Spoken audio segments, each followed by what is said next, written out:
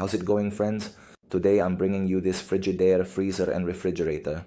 And we are going to work on the door, specifically this refrigerator door, and replace the gaskets. Look at these gaskets, they're completely destroyed. We're going to replace them on both the freezer and the refrigerator, but I want you to see this. There's also a problem with the hinge being off-center due to excess weight. So when you overload the door, there comes a point where it breaks like this because, yes, the door is large, but it's just plastic holding it together.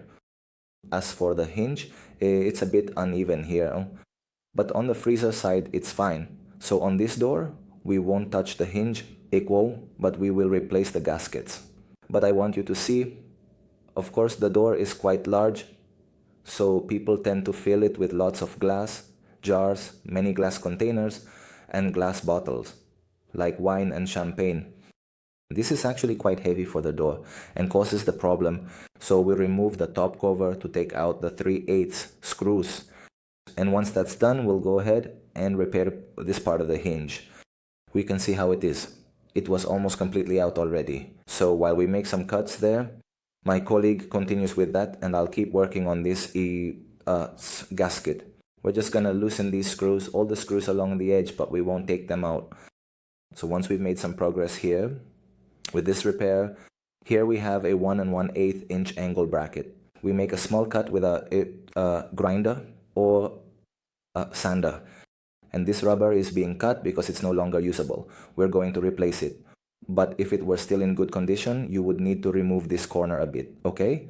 Here, we're already fitting the piece. The piece is completely level. You have to run your finger over it, and it should be perfectly level, okay? So once that's done, we're going to make 2 holes to install a 3/16 screw thread, okay? We tap the thread, and once that's done, we finish installing the rubber seals on the freezer section, and then move on to installing these doors. This comes off with heat. You need to use a hairdryer blower or a heat gun with hot air, okay? And once that's done with the rubber properly in place and lined up so it's even on all sides, you go ahead and tighten all the screws. Here at this point, we already have the holes carefully drilled in the steel door to securely fasten the new base where the door hinge will go, okay? So once that's done, look how it ends up perfectly level, just like the original. Honestly, replacing the door is very expensive, so people opt for this repair, which ends up looking completely original and is actually even more reinforced than when it's new, okay?